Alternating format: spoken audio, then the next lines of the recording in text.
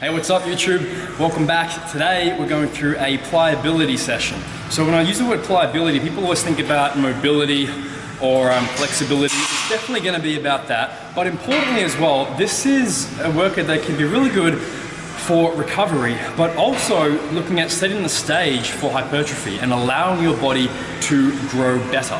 So we're looking at targeting all the specific muscles around the hips, around the lower back, around the thoracic spine as well, that open up and create better posture overall and better alignment, and also better output in terms of all the muscles at once, working cohesively together as an integrated unit.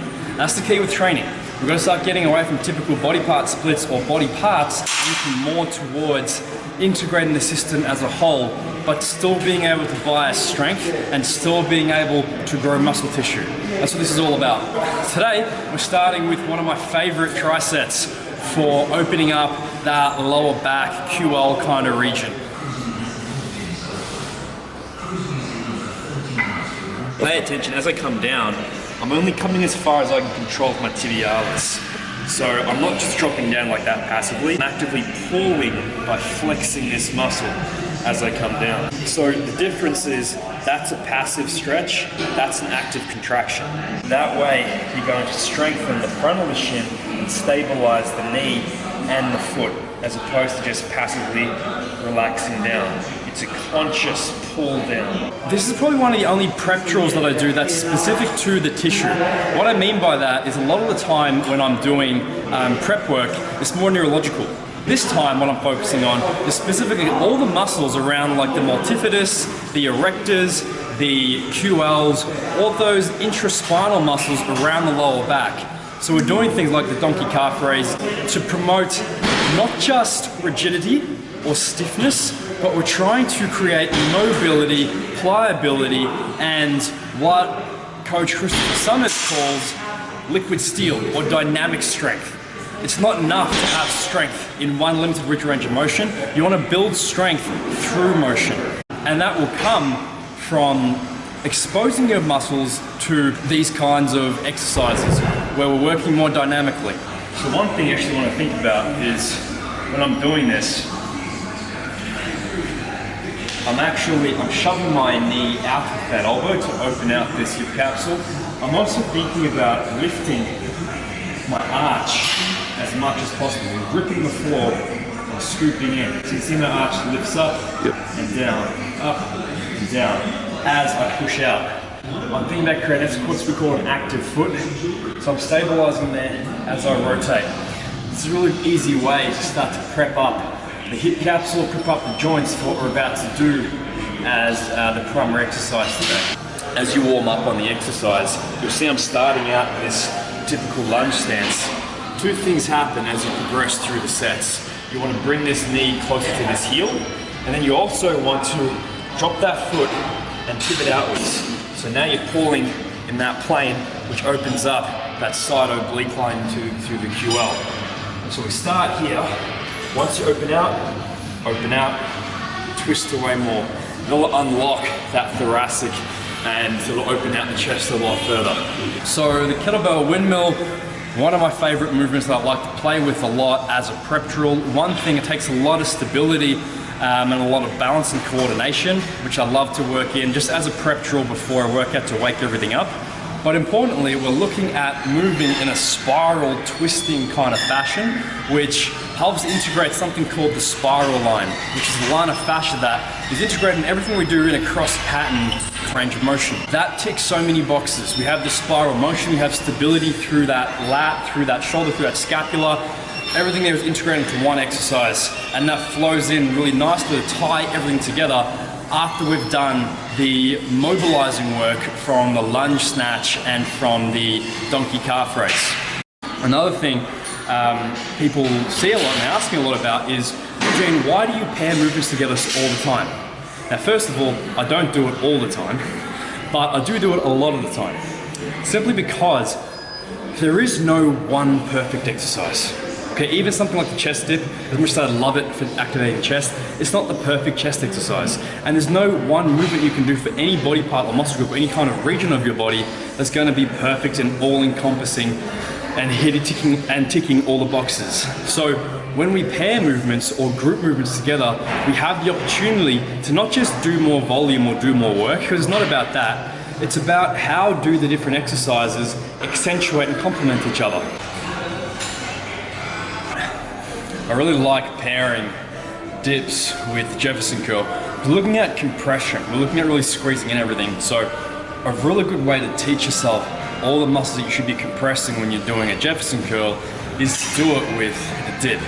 You'll notice that I'm in this bowed banana shape, as if my feet are in front of my body when I'm doing the dip. That's the kind of posture where you need to flex your abs and compress your rib cage the entire time. It's the kind of thing you want to be thinking about doing on the Jefferson curl. You want to think about compressing the ribs down and crunching and flexing the abs as you reach forward, as well as contracting the pecs and pushing that bar down away from you. That's why this is definitely one of my go-to pairs, not just for improving mobility, but also for strength output, also for performance. Putting together something like a dip with this extreme flexion of the spine. I would say out of all the different chest exercises I could do, dips are probably the most underrated chest exercise out there.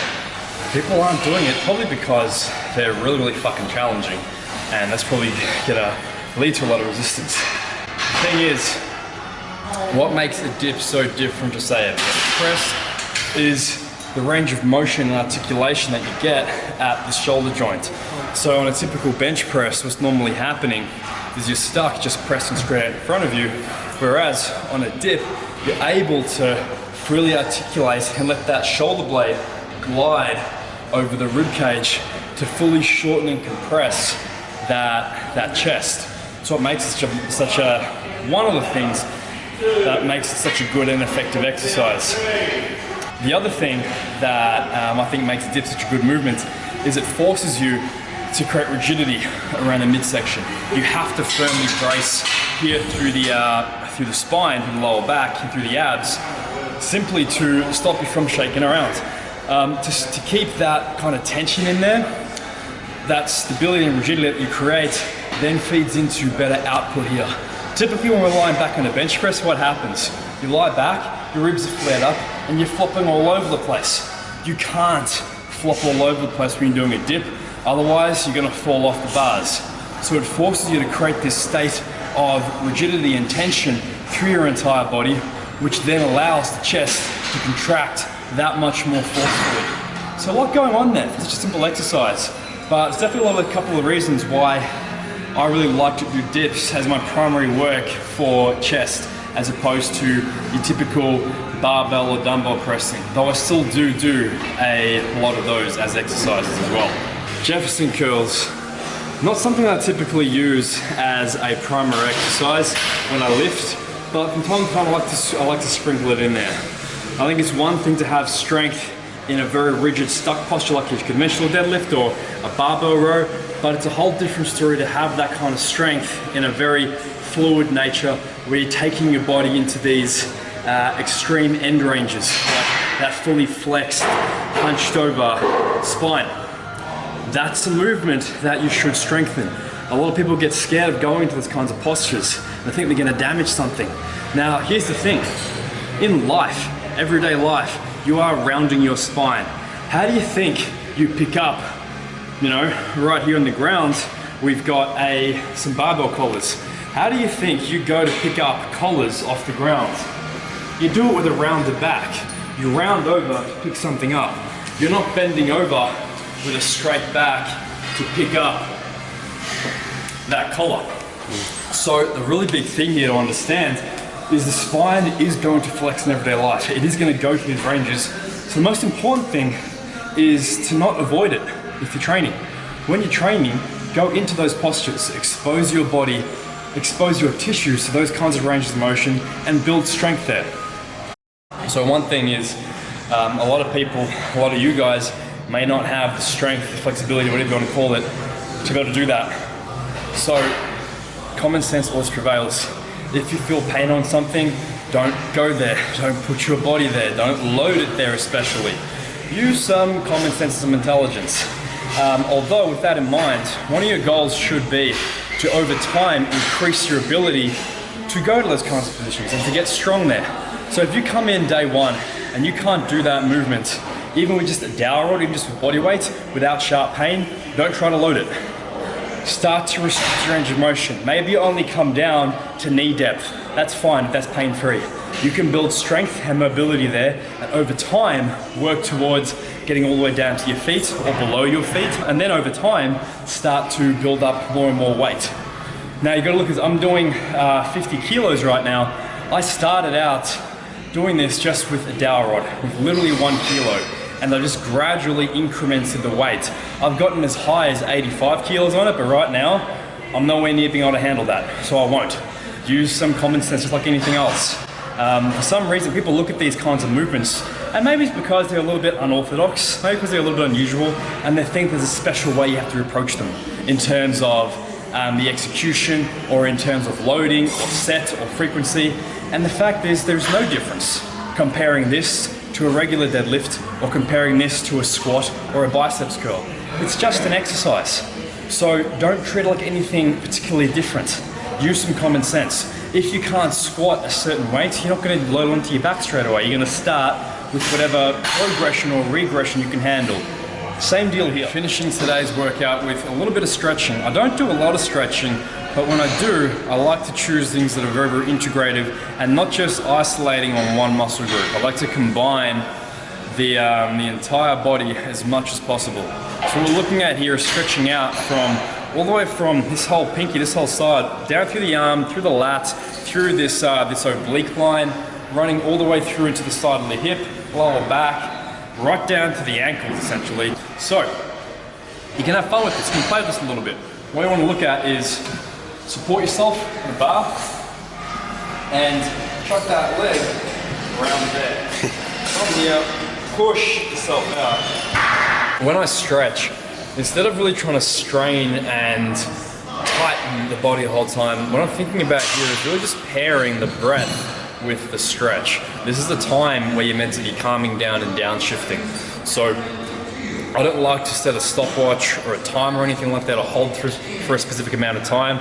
Instead, what I focus on is getting to that stretch and getting back in tune with my body. Just listening, like as esoteric and as hippie-ish and as whatever you want to call it, as it sounds,